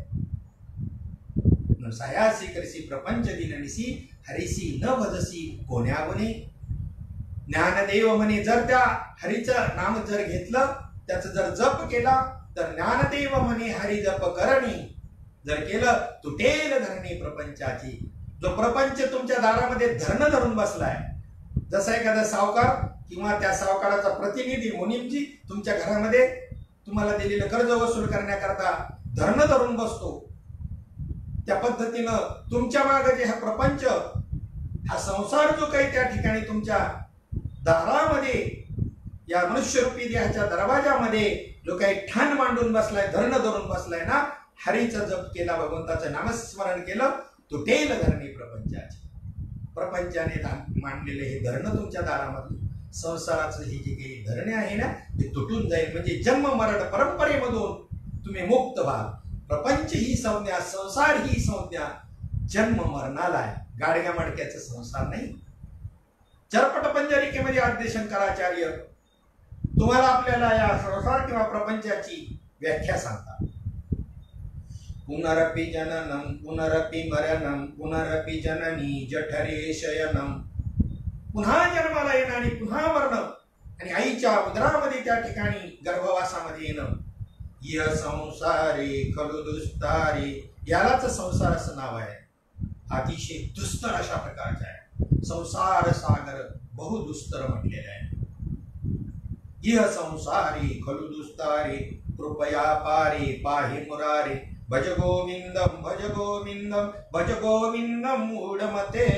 भज गोविंदम भज गोविंदम भज गोविंदम मूढमते. त्याला संसार प्रपंच म्हणतात. म्हणजे जन्माला येणं आणि मरणं. किती वेळा जन्मा यावे, किती भावे फजित. कारे न फिरसी मागारा, अजून तरी फजित कोरा. केली गाठोडीची नाशी, पुढे भिकची मागसी. अरे मुदलामध्ये तोटायचा उदीम तो खोटा. मुद्दलच त्या ठिकाणी तोट्यामध्ये घालवलं. मनुष्य देहरूपी मुद्दल तुम्हाला दिलं होतं भगवंत प्राप्त करण्याकरता. मग बरोबर असो, या पद्धतीने सरळ सरळ अर्थ या 4थ्या क्रमांकाच्या माऊली ज्ञानोबरायांच्या हरिपाठामधला आहे. आता त्यातला भाव या शब्दावरती आपल्याला विशेष फोकस करायचा आहे. एक भाव कोणाचा नाही, प्रत्येकाचा आहे. मगाशी सांगितलं एक मनुष्य जात सकळे स्वभावता भजनशील. इथे एक भाव आवश्यक नाही. गीतेमध्ये सुद्धा सांगितलं तमेव शरणम गच्छ सर्व भावेन भारत. सर्व भावेन, सर्व भावेन म्हटलेली, एक भावेन. एका भावाने काम जमणार नाही. किती प्रकारचा भाव आहे? भाव म्हणजे काय? आणि आम्ही या चारही शब्दांचा एकच अर्थ करतो आणि म्हणून फसतो. परमार्थ करणारे परमार्थ प्रेमी मंडळींना मी नम्रतेने सांगू इच्छितो, श्रद्धा, विश्वास, भाव आणि निष्ठा हे चारही शब्द एकार्थी नाहीत. पहा, एखाद्या माणसाने तुम्हाला त्या ठिकाणी तो बेवडा आहे, तुमच्याकडे काही पैसे मागितले खर्च करता उसने, तर त्याने त्याचा व्यवहार तुम्ही बऱ्याच वेळेला पाहिलेला आहे लोकांमध्ये किंवा इतरांशी व्यवहार करताना. तुमच्या बरोबरही काही व्यवहार त्यांनी केले, वेळच्या वेळेला त्यांनी तुमचे पैसे परत केले. तर त्या माणसावर तुमचा काय बसतो? श्रद्धा बसते का? नाही. श्रद्धा म्हणावे तर कर्म तर त्याचा असं आहे कसा कायम दशेमध्ये सत्कर्म असं माहिती नाही. मग त्याच्यावरती जो बसतो त्याचं नाव आहे विश्वास. त्याच्यावर विश्वास आहे पण श्रद्धा नाही. दुसरा एक सज्जन माणूस आहे, तो व्यवहारातही चांगला आहे, मग त्याच्यावर तुमचा विश्वास बी आहे आणि त्याच्यावरती तुमची श्रद्धा बी आहे. या चारही शब्दांचे अर्थ वेगवेगळे. म्हणून अखंड परमार्थ करणारे बरेचसे लोक असे भ्रमामध्ये आहेत. त्यांचा विश्वास आहे देवावरती, त्यांची श्रद्धा आहे देवावरती, भाव नाही. चारीचा अर्थ वेगवेगळा आहे. निष्ठा नाही, निष्ठा निष्ठी. म्हणून भाव, श्रद्धा, विश्वास आणि निष्ठा हे चारही अर्थ वेगवेगळे आहेत, भिन्न भिन्न आहेत. म्हणून मी सांगतो नुसता एक भाव बी उपयोगाचा नाही. अष्टधा प्रकृती आहे तुमची, पंचमहाभूत, मन बुद्धी अहंकार, या साम्यावस्था याची जी आहे, याची बनलेली ही ही अष्टधा प्रकृती आहे आणि या अष्टधा प्रकृतीचे अष्टभाव अष्टसात्विक भाव झाल्याशिवाय तुम्हाला त्या ठिकाणी भाव सुद्धा कळणार नाही, भाव सुद्धा प्राप्त झाला असं म्हणता येणार नाही। एखादा दुसरा भाव कोणाचाही असतो, म्हणून तर तो असूनही त्यांना देव प्राप्त नाहीये। आठही भावांनी युक्त असा एक अभंग त्या ठिकाणी पहिल्यांदा एक श्लोक तुमच्या समोर मांडतो आणि मग अभंग आपल्या समोर मांडतो। श्लोक असा आहे, स्तंभ स्वेदोत्थ रोमांच स्वरभंगोथ वेपत्यु वैमर्ण्यम अश्रुप्रलय इत्यष्टो सात्विकामतः। नीट लक्ष द्या, स्तंभ म्हणजे भगवंताचं नामस्मरण करताना शरीर वृत्ती एकदा त्या नामस्मरणामध्ये लीन होऊ लागली की संपूर्ण शरीर काष्टवत होणं म्हणजे शरीर स्तब्ध होणं, लाकडासारखं दगडासारखं, याला स्तंभ अवस्था असं म्हणतात। दुसरं स्वेदो, स्वेद म्हणजे घामाघूम होणं, संपूर्ण शरीर घामाघूम होणं, काम करताना जो घाम येतो तशा प्रकारचा हा घाम नाही, हा येणारा घाम असा आहे की संजयाची अवस्था जर तुम्ही पाहिली 9व्या अध्यायामध्ये ज्ञानेश्वरीच्या किंवा गीतेच्या मन्मना भवमत भक्तो मध्ये आदिमाम नमस्कुरु त्याच्यामध्ये संजयाच्या अवस्थेचं जे वर्णन आलेले आहे, तर त्या ठिकाणी त्याने मुक्त मोत्याची जाळी पांघरला, तो म्हणजे मोत्याची जाळी अंगावर पांघरली की काय अशा प्रकारची ही स्वेदावस्था त्याची झाली। प्रत्येक रोम असा रोमांचित, रोम उभा राहणं, पुढे रोमावस्था आलेलीच आहे, तर रोम उभा राहिल्यानंतर रोमांच उभे राहिल्यानंतर प्रत्येक रोमाच्या ठिकाणी एक घामाचा बिंदू असा निर्माण होतो। तो नामधारक तुम्ही फुल एअर कंडिशन मध्ये बसवला तरी नामचिंतनामध्ये त्याची स्वेद अवस्था जर झाली तरी एअर कंडिशननी सुद्धा त्याच्यावर काही परिणाम होत नाही। मग अशी प्रत्येक रोमाच्या ठाई असा घर्मबिंदू घामाचा बिंदू येणं आणि मग ते चमकणं म्हणजे त्याने मोत्याची जाळी पांघरली की काय, हे संजयाच्या अवस्थेच्या त्या 9व्या अध्यायाच्या शेवटच्या श्लोकात असं वर्णन आले आहे। तर त्याच्यामध्ये स्वेद म्हणजे घाम येणं, रोमांच म्हणजे अंगावरचे केस ताट उभं राहणं। आता आमचे बी रोमांच उभे राहतात हो, पण कसे सांगू का, एखाद्या वाघाला पाहिलं का आमचे सगळ्या अंगावरचे केस ताट असे उभे राहतात। हे रोमांच कशाला पाहिल्यामुळे, वाघाला पाहिलं, परमात्म्याला पाहिल्यामुळे झालं का? भाव आहे तुमच्या ठिकाणी, पण भावाचा विषय काय आहे याच्यावरती मी बरंच अवलंबून। आठही भाव प्राप्त झाले परंतु भावाचा विषय अन्य जर असेल तर एकनाथी भागवतामध्ये सांगितलं काही उपयोग नाही, त्याचा विषय परमात्म्याच्या स्वरूपामध्ये तसे भाव निर्माण होणं, परमात्म्याचं चरित्र ऐकताना, संत सज्जनांच्या संगतीमध्ये त्यांच्या मुखातली वाक्य अमृतवाणी ऐकताना जो भाव प्राप्त होईल तो भाव म्हणजे भावाचा विषय अत्यंत महत्वाचा आहे। आणि म्हणून त्या ठिकाणी असे रोमांच उभे राहतात, थंडी कडाक्याची पडल्यानंतर आमचे रोमांच उभे राहतात, तसे रोमांच नको, भगवंताचे नामस्मरणाने रोमांचित अवस्था होईल। भगवत चरित्र श्रवण करताना, कथा कीर्तन श्रवण करत असताना, प्रवचन श्रवण करत असताना वृत्ती त्याच्याशी लागल्यानंतर, एकदा अनुसंधान लागल्यानंतर अशी रोमांचित अवस्था निर्माण होणं हा एक भाव। त्यानंतर स्वरभंग म्हणजे वाणी सद्गदित होणं, कंठ दाटून येणं, दाटून म्हणजे दाटून म्हणजे नाही, खरोखर दाटून येणं, कसा गहिवरून येणं, कंठ सद्गदित झालं पाहिजे। म्हणून तर अभंगामध्ये म्हणताना माऊली आपला जगद्गुरु तुकोबाराय मागणं मागतात भगवंताकडे, नाम आठविता सद्गदित कंठी प्रेम वाढे पोटी ऐसे करी। नामाचं आठवण स्मरण करत असताना माझा कंठ दाटून येऊ दे, सद्गदित कंठ दाटो येणे फुटो हृदय चिंतनाचा एक लाभो अहो तुमच्या विठ्ठला। ही अवस्था जी आहे ही स्वरभंग म्हणजे वाणी सद्गदित होणं। पुढं वेपथ्यू म्हणजे शरीर थरथर कापणं, थरथर कापणं, त्याला किती जणांनी धरण्याचा प्रयत्न केला तरी त्या ठिकाणी त्यांना तो आवरत नाही, असं त्याचं शरीर असं थरथर थरथर थरथर कापू लागतं, त्याला वेपथ्यू म्हणतात। वैवर्ण्य म्हणजे श्रवण करत असताना त्याच्या मुखावरील भाव बदलणं, जसं जसं वर्णन कथेचं चाललं असेल, संत जो विषय मांडत असेल त्याच्याशी एकरूप झालेली वृत्ती, त्यावेळेला याच्या चेहऱ्यावरचे भाव बदलत असतात, चेहरा लालबुंद होणं, चेहरा पांढरा फटक पडणं, एवढे भाव त्याच्या वृत्तीमध्ये तो परमात्मा जडलेला नंतर त्याच्या एवढा एकरूप झालेला आहे की त्या कथेचे सगळे परिणाम याच्या मुखावरती त्या नामस्मरणाचे सगळे परिणाम याच्या मुखावरती दिसतात. बाकी शरीर स्तब्ध आहे, परंतु चेहऱ्यावरचा असा भाव बदलतोय. याला वैवर्ण्य अवस्था असं म्हणतात. त्यानंतर अश्रुधारा, अश्रू डोळ्यामधून येणं, अश्रुभाव त्याला म्हटलेलं आहे. मग अशी दिलेल्या प्रमाणामध्ये आलेलं आहे. पुन्हा देतो. कंठी प्रेम दाटे नेहमी नीर लोटे. कंठामध्ये ते प्रेम निर्माण झाल्यानंतर डोळ्यातून अश्रुभावाच्या रूपाने निर्माण होतं. आणि त्यावेळेला मग हृदयी प्रगटे रामरूप, हृदयामध्ये त्यावेळेला रामरूप प्रगटतं, किंवा ज्याच्या हृदयात रामरूप प्रगटतं त्याची अशी अवस्था होती. आणि ती कशामुळं? आमच्या ठिकाणी चित्तामध्ये वासना आहे, त्यामुळं ती वासना जोपर्यंत जात नाही तोपर्यंत हे भाव प्राप्त होणार नाही. आणि ते वासना जाण्याकरता उपाय आहे. तुकोबाराय सांगतात, संत चरण रज लागता सहज वासनेचे बीज जळून येतात. आणि मग रामनामी उपजे आवडी सुख घडोघडी वाढू लागेल. रामनामाबद्दल जी आवड नाही ना मनुष्य मात्रांना, त्याचं कारण वासना आहे. विषय विषयाचा पडिपाडू गोड परमार्थ लागे कडू, आणि कडू विषय तो गोडू जीवाशी झाला. आणि संतांचे चरणरज म्हणजे काय? तर त्यांनी दिलेला बोध, अजून दुसरं काही नाही बरं, अजून दुसरं काही नाही बरं. त्यांनी दिलेला बोध, त्या बोधाच्या योगानं काय होतं म्हणजे संत चरणरज, मग रामनामाबद्दल आवड निर्माण होते. आणि मग त्याचं लक्षण काय, त्याचा अनुभव काय? तर कंठी प्रेम दाटे नेहमी निरलोटे हृदयी प्रगटे.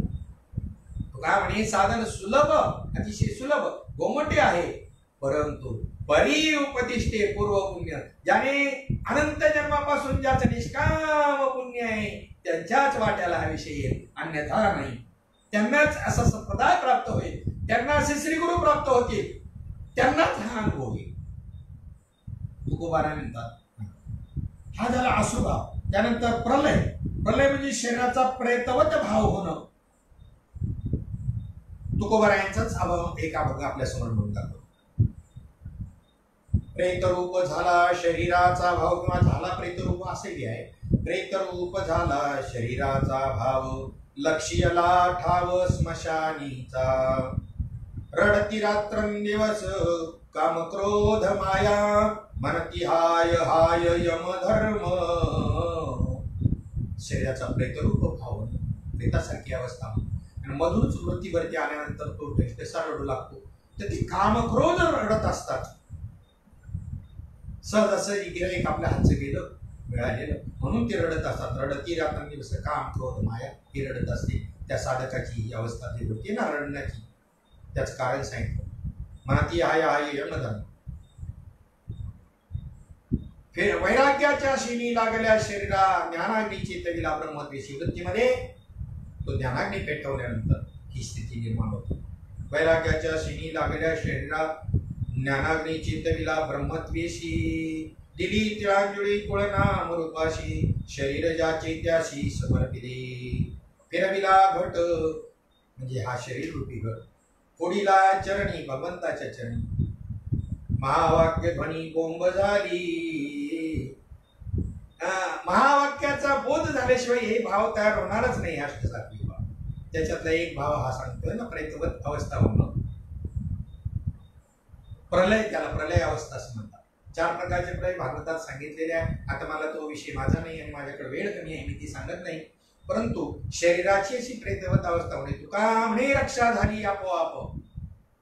रक्षा म्हणजे राख आणि रक्षा म्हणजे रक्षण, दोन्ही अर्थ आहे. यश.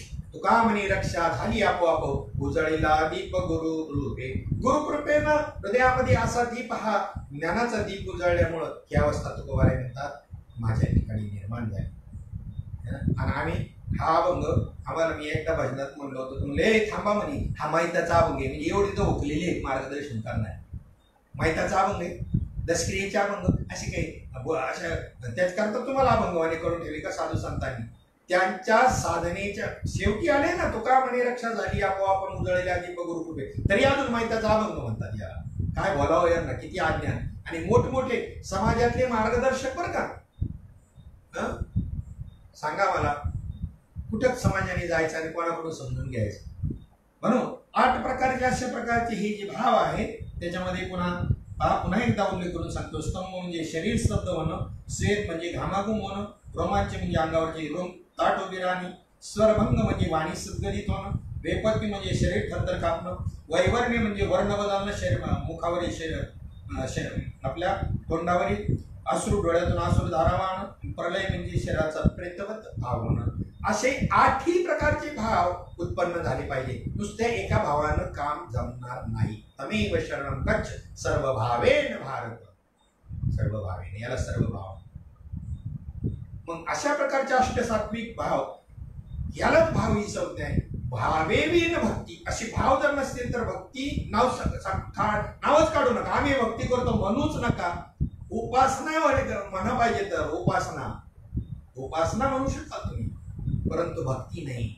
नारद भक्ती सूत्र वाचा. भाग्यवान ग्रस्तांनो, तुम्हाला मी उल्लेख करून जाईल.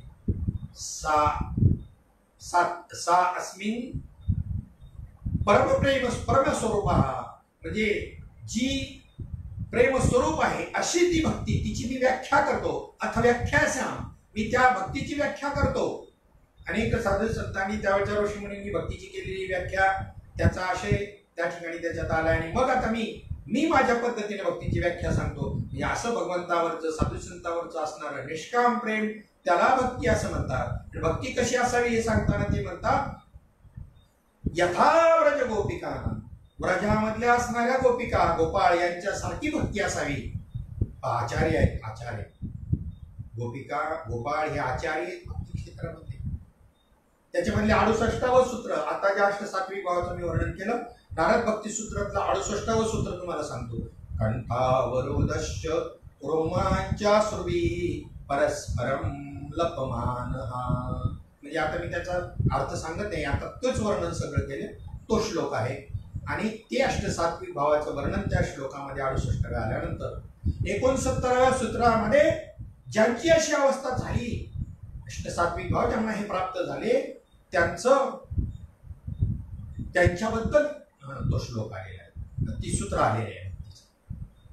मग असे जे आहेत ते तीर्थान कुर्वन्ति तीर्थानी, तीर्थांना तीर्थत्व प्राप्त करून देण्याचं सामर्थ्य त्यांच्यामध्ये निर्माण होतं. तीर्थान कुर्वन्ति तीर्थानी पावनानी कुलानीच, आपल्या कुलांना त्या ठिकाणी पितरांना कुलांना पावन करण्याचं सामर्थ्य त्यांच्यात निर्माण होतं. पावन करतात. नाही पृथ्वींच म्हटलं नारद स्वामी मुनींनी. पृथ्वीवरच्या सगळ्या लोकांना आणि त्या ठिकाणी त्यांच्या संपर्कात येणाऱ्या सगळ्यांना पावन करण्याचं सामर्थ्य त्यांना प्राप्त होतं. एवढं या भावाचं महत्व आहे. आता या ठिकाणी हे भाव कोणाकोणाचे निर्माण झाले, तर त्याच्यामध्ये सर्व जेवढे परमार्थ प्रेमी आणि सत्याकारा परमार्थ जो आहे, अनादिकालचं तत्वज्ञान जे आहे, ज्यांना परंपरेनं प्राप्त, त्या सर्वांची ती अष्टसात्विक भाव त्यांचे प्राप्त झालेले आहे. मग बाकीच्यांचं उदाहरण सांगण्यात आहे. भक्तीचे आचार्य असणाऱ्या गवळणींचं उदाहरण तुम्ही जर पाहिलं तर त्या गवळणींची जी अवस्था आहे ती ही पहा किती उत्कृष्ट आहे. तसं पाहिलं तर 1 तासाचा हा विषय नाही. मी फक्त माझ्या समोर जो अभंग आहे त्याच्यातल्या भाव या शब्दाबद्दल बोलतोय. त्याचा सरळ अर्थ पाहिल्यानंतर भाव या शब्दाबद्दल बोलतोय. या अभंगावर रोज आपण जर 2 तास जर सद्गुरु कृपेनं बोलायचं ठरलं तर 8 दिवस कमीत कमी त्यावेळेला हे संपूर्ण विवेचन. कारण अष्टसात्विक भावाचा एक विशेषांक आपण प्रसिद्ध केला होता आनंद यात्री, श्रीपाद आनंद यात्री या माध्यमामधून. त्याच्यामध्ये 15 ते 16 ग्रंथांचे पुरावे मी त्या ठिकाणी आपल्याला उपलब्ध करून दिले होते. तर थोडक्यामध्ये मी तुमच्या समोर विषय काही मांडतो. थोडासा वेळ आपल्याकडे आहे. त्याच्यामध्ये अर्जुनाची अवस्था जी आहे, पहिल्यांदा संजयाची अवस्था, ज्ञानेश्वरीमध्ये 9व्या अध्यायातला शेवटचा श्लोक जो आहे, मनमना बहुमत भक्तो मध्याची माम नमस्कुरु, अशा प्रकारचा जो श्लोक आहे, त्याच्यामध्ये संजयाची झालेली जी अवस्था आहे ती संजयाची अवस्था तुम्ही पहा. येतुले हे वाढसाय असे जव बोलतासे दृढ मानसे तवन धरवीच आपुली आयसे सात्विके केले चित्त चाकाटले आटू घेत वाचा पांगुळली जेथीच्या तेथ आपाद कंचुकेत रोमांच आले. आणि आता मी अर्थ सांगत नाही, वेळ नाही. अर्धोन मिलित डोळे वर्षताती आनंद जळे अतुलिया सुखोर्मीचे निबळे बाहेरी कापे. आतून सुखाच्या उर्मी निर्माण होतात, त्यामुळे बाहेर तो थरथर थरथर थरथर कापतोय. पै आघवाची रोममुळी आली स्वेद कणिका निर्मळी लेईला मोतियांची कडियाळी आवडे तैसा मगाशी सांगितलं मोत्याचं जाळ संज्ञाने पांघरले की काय अशी स्थिती. ऐसा महासुखाचे न्यातिरसे अति महासुख म्हणलेले आहे याला. ब्रह्मसुख आत्मसुख ही संज्ञा आहे.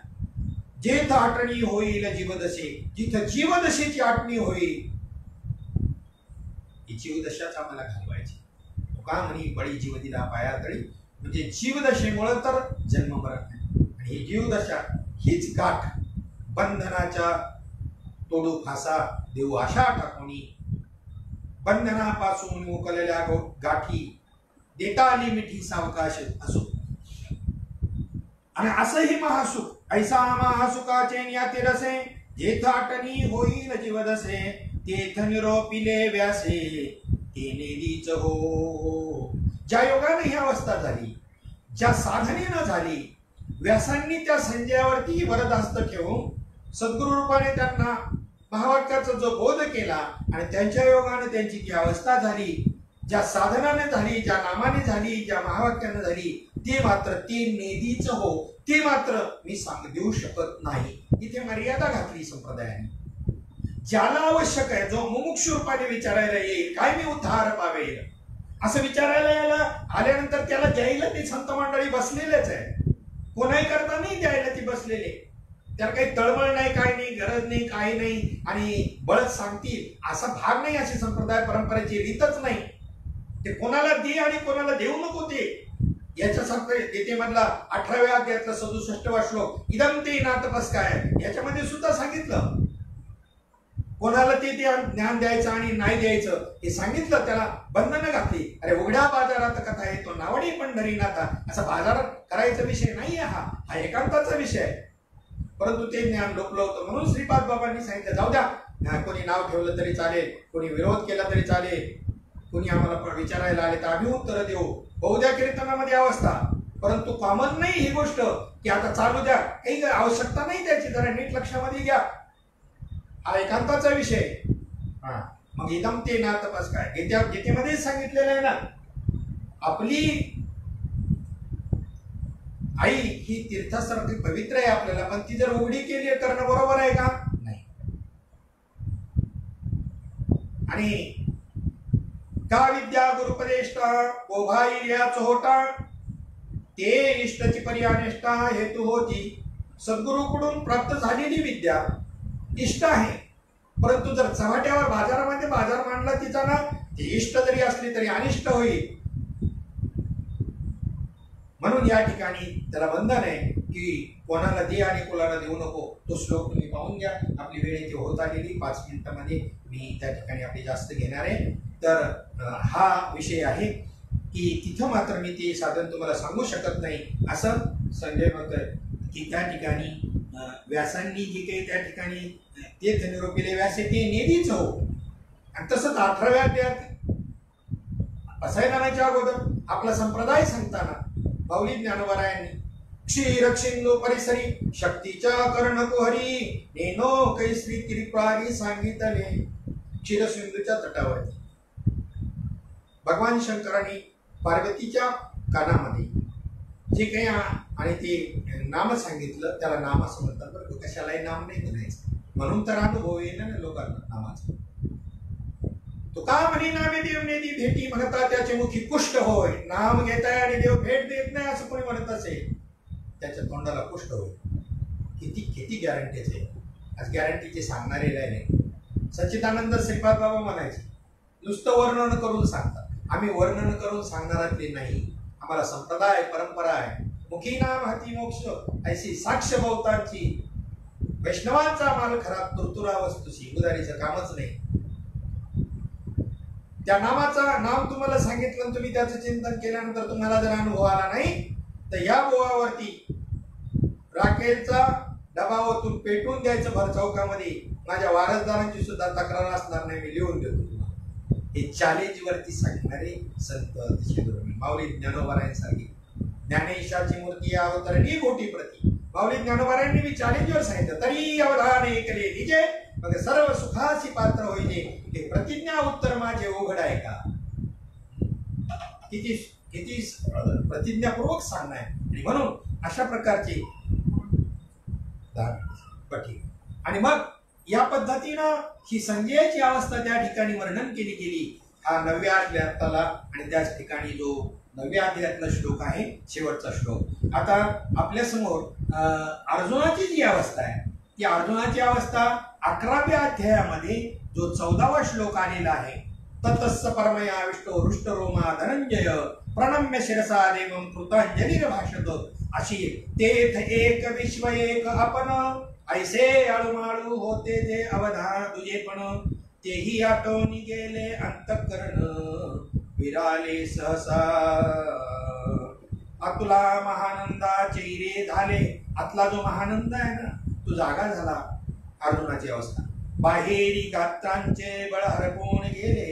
ही बाहेरची जी गात्र आहे, शरीर जे आहे, त्याच्यात बळच राहिले नाही. कारण याच्यातलं सगळं बळ परमात्मा शक्तीमध्ये लीन झालं. एक केंद्रित झालं सगळ्या वृत्ती.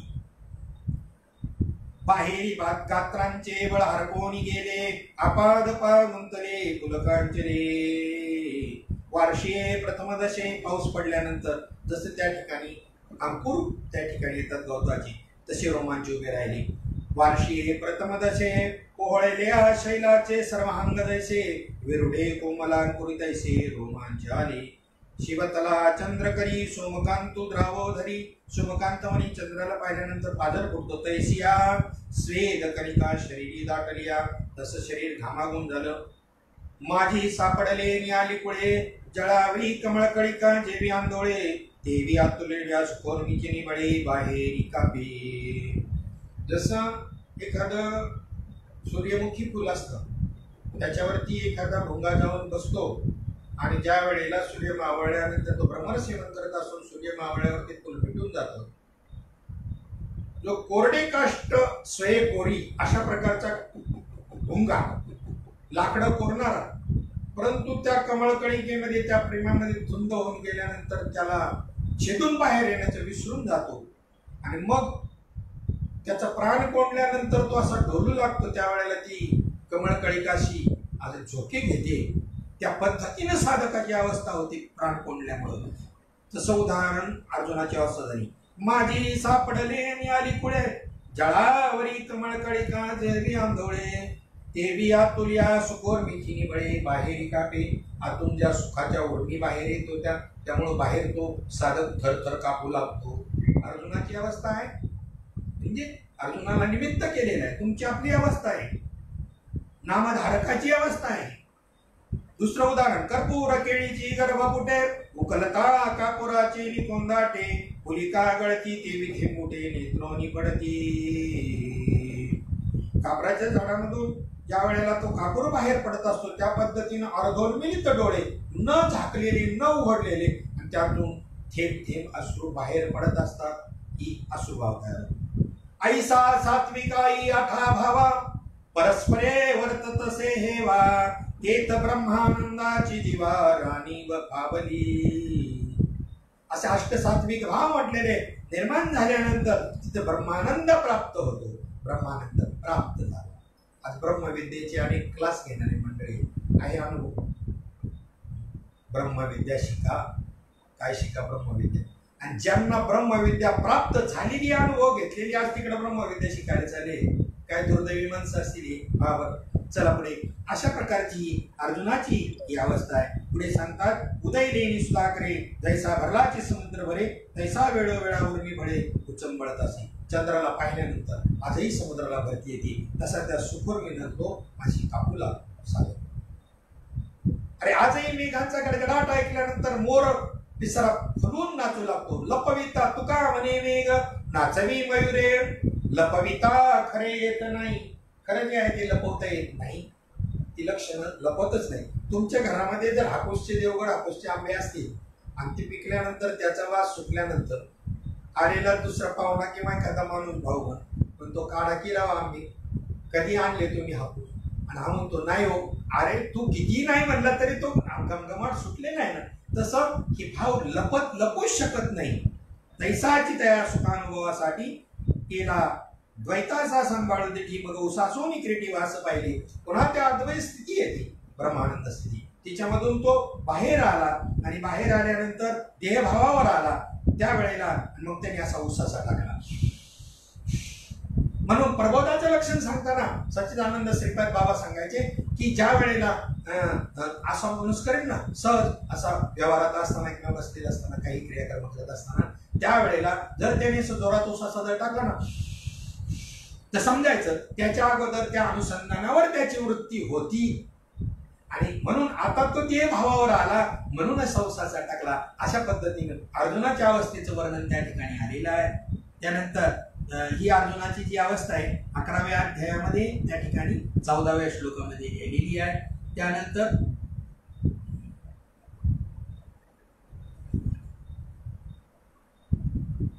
अजून 15व्या अध्यायामध्ये सुद्धा 458 ते 461 नंबरच्या ओळीमध्ये अर्जुनाची अवस्था आलेली आहे.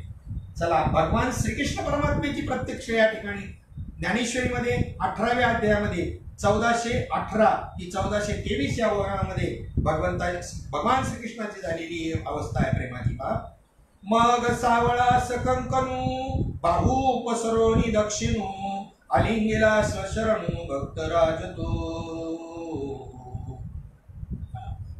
डाव्या हातानं भगवान परमात्म्याने कृष्ण परमात्म्यानं आणि आलिंगन दिलं, आपल्याकडे ओढून अर्जुनाला आलिंगन दिलं. न पवता जयाते काठी सुनी बुद्धी ते बोलणे मागवते ओसरले. आणि त्या प्रेमावस्थेमुळे त्याचं बोलणं ओसरलं, बोलणंच थांबलं. ऐसे जे काही एक बोला बुद्धीसी ही अटक. असं जे काही एक आहे जे बोलू देत नाही, बोले ना बोलू देईना आणि बुद्धी त्या ठिकाणी पांगुळली जाते. ती द्यावया मी ठेवाचे केले, हे अर्जुनाला देण्याकरता हे निमित्त आलिंगनाचं निमित्त केलं आणि त्याच्यामध्ये शक्तिपात केला आणि त्याची ही अवस्था त्या ठिकाणी करून दिली. अवस्था शक्तिपात.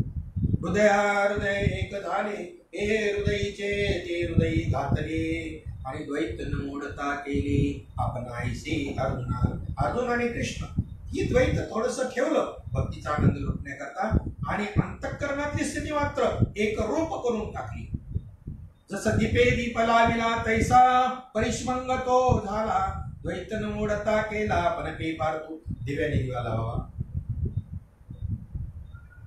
तसं अद्वैत द्वैतही सांभाळले आणि द्वैत राहू बी दिलेलं नाही अशी स्थिती आहे. एका दिव्याने 1000 दिवे लावले, लावणाऱ्याने तुमच्या समोर लावले नव्हते आणि नंतर आल्यानंतर तुम्ही आले त्या ठिकाणी आणि मग तुम्हाला विचारलं सांगायच्यातला पहिला कोणता, कसं सांगता येईल? किंवा त्याच्या समोर जरी 1000 लावले आणि त्याच्यानंतर याच्यातला पहिला सांगा कोणता, नाही सांगता येणार अशी स्थिती आहे. गुरु शिष्य हा संबंध सुद्धा वृत्तीमध्ये शिल्लक राहत नाही याप्रमाणे. तेव्हा सुखाचा मागतया गुरु आला जो धनंजया. तो सुखाचा पूर जो भगवंताला आला होता ते तर वाढ तरी बुडवण्या ठेला देव, त्याच्यामध्ये तो बुडून गेला भगवान परमात्मा सुद्धा. परंतु पुढे सांगितलं ती अवस्था त्याने सावरली, काय केली? आवरून धरली. पुढे अशा पद्धतीनं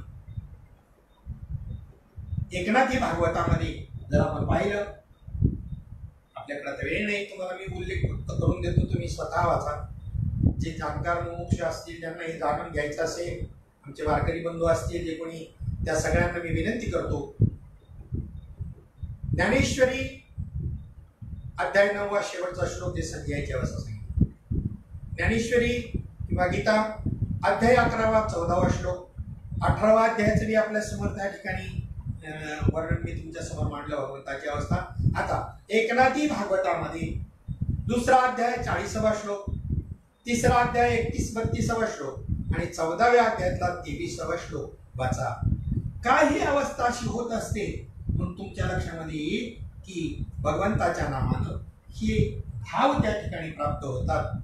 ज्या भावाबद्दल माऊली ज्ञानवाराय म्हणतात, भावे विन भक्ती, भक्ती विन मुक्ती, बळे विन शक्ती बोलू नये. तर हा 40वा श्लोक जो आहे तो मी आपल्या समोर थोडेसे वगैरे आपल्या समोर म्हणून दाखवतो आणि या ठिकाणी आपल्या सेवेला पूर्णविराम आपण त्या ठिकाणी देऊ. हरिनाम कीर्तन गुण कीर्ती अखंड आवडे जागृती स्वप्नी तेची स्थिती दृढ हरिभक्ती ठसावे ऐशा परी भक्तियुक्त दृढतर झाले ज्याचे व्रत तव तव हो यार चित्त प्रेमाद्भूत हरिनाम कीर्ती. भगवंताची कीर्ती, भगवंताचं नाम आणि त्या ठिकाणी असं आहे की चित्ताला तुमच्या आणि आर्द्र बनवतं, द्रवीभूत करतं. आत्मा परमप्रिय हरी, तुमचा आत्माच हरी किंवा देव आहे. त्याचे कीर्तीचा हर्ष भारी नित्य नवी आवड बरी सबाय अभ्यंतरी हरी प्रगटे. त्याची नाम कीर्ती सतत गरजत राहिला तर त्याच्या योगाने आवड निर्माण हो. सबाह्य अभ्यंतरी हरी प्रगटे म्हणजे आत आणि बाहेर दोन्हीकडे. डोळे झाकले तर आत आहे हरी, डोळे उघडले तर बाहेर आहे. आत हरी बाहेर हरी, हरीने घरी कोंडले अशी स्थिती होती. एक चुकल्या माय पुता संकटी, आई आणि मुलाची यात्रेमध्ये चुकामुक व्हावी आणि त्या वेळेला पुन्हा त्याही वेळेला रडतात आणि भेटल्यानंतर मिठी मारून रडतात. पहिलं रडणार दुःखाचे, दुसरं आनंदाचे.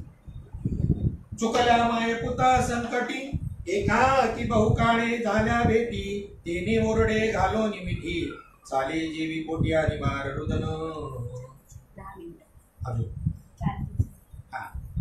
देवी जीव शिवा अवचटी, त्या आईचं मुलाचं उदाहरण दिलं तसं. देवी जीव शिवा अवचटी भक्तीच्या पेटी झाल्या भेटी.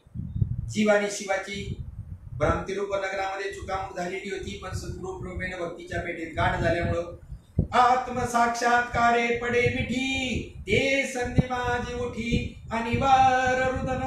त्या संधीमध्ये जीव आणि परमात्म्याची भेट झाल्यामुळं आणि वार अशा प्रकारचं रुदन येऊ लागतं. नाथबाबा म्हणतात, अरे जो मोले मदिरा खाये, दीड दमडीची दारू पिला तोही मदिरा आनंदे नाचे गाये. त्याला 100 फुटाचा रस्ता चालायला पुरत नाही. जेने ब्रह्मानंद रस सेविला आहे तो केवी आहे आवरला. ज्याने ब्रह्मानंद रस सेवन केलं आणि त्या ठिकाणी तो आवरला कसा जाईल बरं. आणि म्हणून या लागी तो लोकबाह्यता नाचे ब्रह्म उन्मादता लोकमानिती तया पिशाचता बोधू पंडिता सहसा नकळे. दीड दमडीची दारू पिल्यानंतर त्याच्यावर परिणाम होतो. तर ज्याने ब्रह्मानंद रस सेवन केलेला असेल त्याचे काही परिणाम होणार नाही का. आणि म्हणून त्या ठिकाणी त्याची ही अवस्था होते. पण लोक त्याला भुताटकी मानते. म्हणून म्हणायचे बरेचसे लोक की तो कोटीचा बाबा येतून काय अंगात आणतो, माणसं झुलायला लावतो.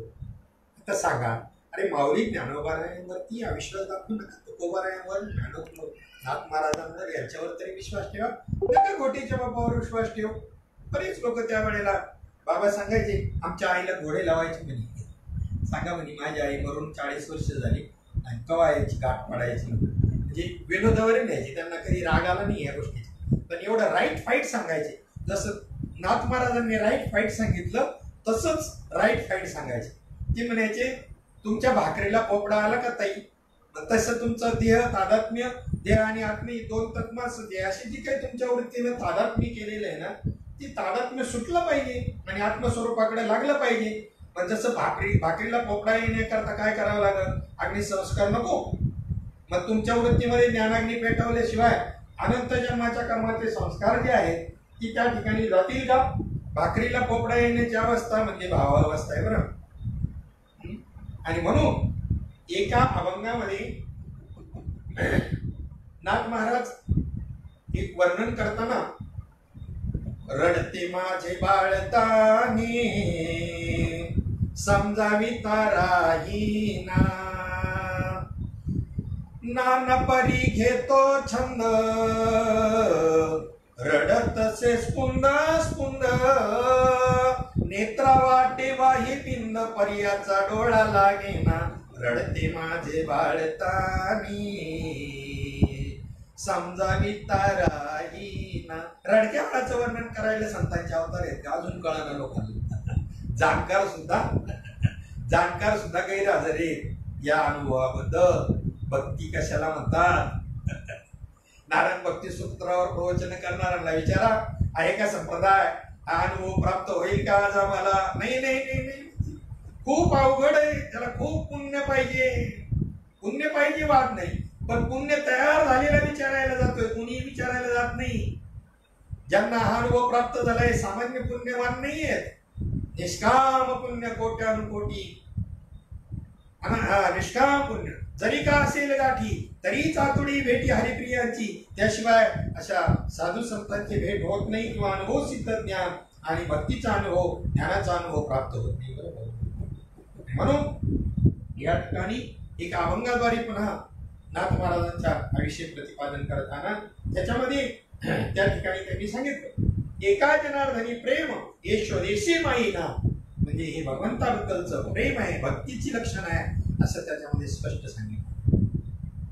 उद्धव आपलं अक्रूर ज्या वेळेला भगवान परमात्म्याला घेऊन ज्या वेळेला मथुरेला निघाले, कंसाच्या म्हणण्यानुसार धनुर्यागाचं यागाचं निमित्त करून त्यांना बोलून घ्यायचं आणि कप्ताना कृष्ण आणि बलरामाला मारायचं असं ठरवलं आणि अक्रूराला पाठवलं. अक्रूर घेऊन जाताना आणि त्या गवळणींची झालेली जी अवस्था आहे ती पहा कशी आहे. गवळण म्हणती यशोदेला कोठे गे सावळा, कारत शृंगारीला सांगे वो मजला. मग त्याच्यामध्ये म्हटलंय, बोले नंदाची पट्टराणी सद्गदित होऊनी, मथुरेचे चक्रपाणी जातो गे साधनी. या नंदाच्या अंगणी मिळाल्या गवळणी. अक्रूराला ते म्हणतात, अक्रूर तुझे नाम, तुझं नाम अक्रूर आहे, म्हणजे क्रूर नाही तो, आणि करणी मात्र क्रूरपणाची.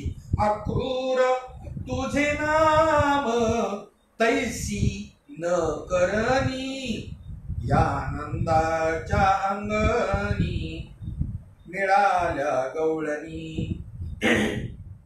रथी चढले वनमाळी आकांत गोकुळी. रथावरती चढली वनमाळी कृष्ण भगवान परमात्मा कृष्ण बलराम. त्यावेळेला आकांत गवळणी केला. भूमी पडल्या व्रजबाळी, कोण देहाती सांभाळी. नयनीच्या उदकाने भिजली धरणी. गडबडा जोडू लागल्या, आकांत करू लागल्या, डोळ्यातून अश्रूंचा पूर त्या ठिकाणी घातला. हेच सिद्धी सच्चिदानंद श्रीपाद बाबा साधकांना भेटून पुन्हा आणि कीर्तन प्रवचन सेवाची काही सेवा करून निघाल्यानंतर अशीच स्थिती व्हायची गोकुळासारखी. म्हणजे आजही गोकुळ आहे, आजही त्या गोकुळामध्ये वेणू वाजतोय कृष्णाचा, परंतु अनुभव आणून देणारा महात्मा प्राप्त झाला पाहिजे. तुमचं आपलं भाग्य. बरं, ज्यांना प्राप्त नसेल त्यांनी आजही अशा प्रकारच्या अधिकारी त्या महात्म्याने करून ठेवलेल्या आहे. त्यांना शरण जाऊन ही अवस्था आपण समजून घ्या. गवळण गोपाळांची अवस्था पहा. गाई गोपाळ यमुनीच्या तटी, त्याच्यामध्ये दंत धावनाचा मुखामाजी हात, दात घासताना कृष्णाच्या विनोदत स्वर कानावर आल्यानंतर तटस्थ अवस्था व्हायची. तटस्थ लक्षण सांगितलं मगाशी, तसाच हात राहते. दंत धावनाचा मुखामाजी हात, वाद्य वाजती नायके जन्मात, करी श्रवण श्रीकृष्ण विनवीत. स्वामी तुकयाचा पुरवी मनोरथ हो, ऐशा गोपिका त्या कामा तुला नारी. चिरे चोळ्या त्या धुता विसरती, वस्त्र धुत असताना वृत्तीकडे वेणुनादाकडे लागल्यावर तशाच तटस्थ राहायच्या. ऊर्ध्व लक्ष लागले कृष्णमूर्ती, कोणा नाटवे हा कोण कुळयाती. झाल्या तटस्थने सकळा नेत्र पाती हो. ही तटस्थ अवस्था त्यांची व्हायची. आणि यालाच या गोपी भावात, हा गोपी भाव आहे, आणि हा गोपी भाव प्राप्त करून घेणं म्हणजे गोपी चंदन टिळा. गोपी चंदन लावणे गदगोळ्याने उघडून लावायच्या. हा, गोपी भाव प्राप्त करणं म्हणजे गोपी चंदन लावलंय. नीट समजून घ्या ही स्थिती कशी आहे. आणि अशा प्रकारची ही स्थिती संतांविण प्राप्ती नाही. हे वेद देती पाहिजे. संतांना गुरु परंपरेचं प्राप्त असणारं ज्ञान, अधिकार प्राप्त झालेला असतो. त्यांच्या नुसत्या दृष्टीनं तुम्हाला ती अवस्था प्राप्त करून देते. शब्द कृपा म्हणून तर कीर्तन प्रवचन आहे. शब्दकृपा, संकल्प कृपा, नुसता संकल्पाने साधू संतांचे ग्रंथ म्हणजे ही संकल्प कृपा आहे. संकल्प कृपा, त्याच्यानंतर दृष्टी कृपा, त्याच्यानंतर स्पर्श कृपा. स्पर्श कृपा अशा पद्धतीच्या या 4 प्रकारच्या कृपा आहे. शब्दकृपा, स्पर्श कृपा, दृष्टी कृपा आणि संकल्प कृपा. आणि या माध्यमामधून संत कोणत्याही एका प्रकारे आणि साधकावरती कृपा करतील आणि हे अष्टसात्विक भाव, हा भाव त्यांना प्राप्त करून देतील. मग बोध दिला मज सांगा ते मार्ग दाविला नीट, भ्रांती हे समूळ गेली दिसू लागली वाट, नाचता प्रेम छंदे चालू लागलो सपाट, एका जनार्दनी पावलो पंढरी पेठ, तुम्ही संत माय बाप एवढा उपकार करा, ज्ञामज तीर्थवरी दाखवा दिनाचा सोयरा. असा विषय आहे, अत्यंत सुंदर, अतिशय गोड. ज्यांना ही हरिभक्ती प्राप्त झाली संतांच्या कृपेनं, काय सांगावं, प्रवचन नाही, फक्त ज्ञानदान नाही म्हणून नाही, तर त्याच्यामध्ये बोलता बोलता एकरूप होऊ लागते. आणि आता ती अवस्था लगेच या ठिकाणी प्रगटेल, परंतु जी जबाबदारी या ठिकाणी माझ्यावर या कार्यकर्त्यांनी दिली ती त्या ठिकाणी पार पडली जाणार नाही. मला कर्तव्य महत्वाचं आहे, तो आनंद तुमच्या समोर असा ओपन करून दाखवण्यामध्ये कोणत्या प्रकारे मला ती प्राप्त आहे असं आता बोलण्यावरून तुम्ही सांगितलं तर करून दाखवू का, कशाला काय करून दाखवू. प्रेम नाही बोलिता दाविता अनुभव चित्ता चित्त जाणी. एवढ्या बोलण्यामधून निष्कर्ष तुमच्या लक्षामध्ये आलंच असेल. परंतु त्या अवस्थेत ती जर मूर्ती माझी लीन झाली तर ते, म्हणून इथे स्वतः भगवंतानी ती अवस्था सावरलेली आहे. अर्जुनाला मी त्या ठिकाणी सांगितलं तर ही आवरून घे. माऊली ज्ञानोबारायांची मध्ये जी अवस्था व्हायची, संजयाची अवस्था झाल्यानंतर तो ते वर्णन करू लागला, ती वस्तुस्थिती मांडू लागला, बोधाचं वर्णन मांडू लागला. की या धृतराष्ट्रांना म्हणा, अरे संजय हे मध्येच काय रे तू मांडलं, थांबवते मला त्या विजयाची गुढी सांग. कौरव आणि पांडूचे पुत्र, माझे पुत्र आणि पांडूचे पुत्र यांच्यात काय झालं ते सांग. त्याच पडलंय त्याला. या अवस्थाची काही कौरवाते परीच नाही. कौरव हा शब्द धृतराष्ट्राकरता वापरला 18व्या अध्यायात ही ओवी आहे. या अवस्थाची काही कौरवाते परीच नाही, मनोनिराये ते काही कल्पावे जब. त्या धृतराष्ट्राला संजयाच्या अवस्थेचं मधून अशी अवस्था व्हायची सांगताना, तर त्याचं तिला काही पटत नसतो. म्हणायचं हे काय मध्ये मांडलं, ते युद्धाचं वर्तमान सांग. असो, या ठिकाणी आपली वेळ मर्यादा आहे, ती वेळ मर्यादा संपलेली आहे. कार्यकर्त्यांनी वास्तविक मी बरोबर 8:05 सेवा संपवणार होतो, परंतु त्या ठिकाणी काही खुणांनी निर्देशित करून आणि त्या ठिकाणी अजून 10 मिनिटं 2 वेळेला 20 मिनिटं वाढवायला लावली. त्यावेळेस श्रवण करणाऱ्या मंडळींचा आणि वेळ जर त्या ठिकाणी थोडासा जास्त घेतला असेल तर मी माफी मागतो. आणि पुन्हा एकदा आनंद संप्रदाय सेवा संस्था जी जुनी जाणकार मंडळी सगळे आहेत, या संस्थेमध्ये डोंबिवलीचे, त्याच्यामध्ये आमची हरिभक्तपरायण तुकाराम महाराज, सोनारपड्याची ही मंडळी सगळे, तुकाराम महाराज आहेत, भंडारभाऊ कोकाटे आहे, तुकाराम महाराज पाटील आहे, त्याच्यानंतर आमची अनंता महाराज म्हात्रे आहेत, प्रकाश महाराज म्हात्रे, विवेश्वर महाराज ठाकूर, जुनी मंडळी. ही सगळी सर्वांचा नामोल्लेख करणं आता शक्य नाही, परंतु ठराविक जणांचा करणं गरजेचं वाटलं. त्या दृष्टिकोनातून या मंडळींनी हा अधिक मासानिमित्त उपकृत केलेला लाईव्ह फेसबुक आणि त्याच्यामध्ये माऊली ज्ञानोबारायांच्या हरिपाठावरचं जे काही चिंतन आहे, सुंदर असा उपक्रम. त्याच्यातला चौथ्या प्रकारचा अभंग, चौथ्या जो अभंग आहे, भावे विनभक्ती भक्ती विनमुक्ती वळे विनशक्ती बोलू नये, कैसे दैवत प्रसन्न त्वरित उगारा हे शिवाय शिवाया सायासी करशी प्रपंच दिने दिशी आरिशी दर्शी होण्यापुढे ज्ञानदेव म्हणे हरिजप करणे तेन धणे प्रपंचाची, पण हरिमुखी म्हणा पुण्याची गणना कोण करी. फेसबुक लाईव्हवरून जे अधिकारी मंडळी, सर्व साधक बंधू भगिनी, जे वारकरी भाऊ आमचे ही आणि श्रवण करत असतील, त्या सर्वांची चरणी साष्टांग दंडवत. मस्तक हे पायावरी वारकरी संतांच्या.